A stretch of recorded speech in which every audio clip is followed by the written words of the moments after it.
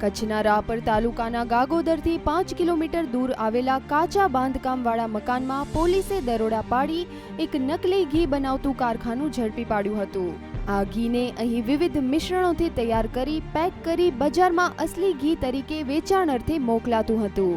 પોલીસે આ દરોડામાં 500 મિલીલીટરના તૈયાર 1.93 લાખની કિંમતના 1290 શંકાસ્પદ નકલી ઘીના પેકેટ, વેજીટેબલ ઘીના 35,000ની કિંમતના 25 બોક્સ, 22,500ની કિંમતના ઘીથી ભરેલા 8 મોટા ડબ્બા સહિતની કુલ 2,73,825નો મુદ્દામાલ જપ્ત કર્યો હતો।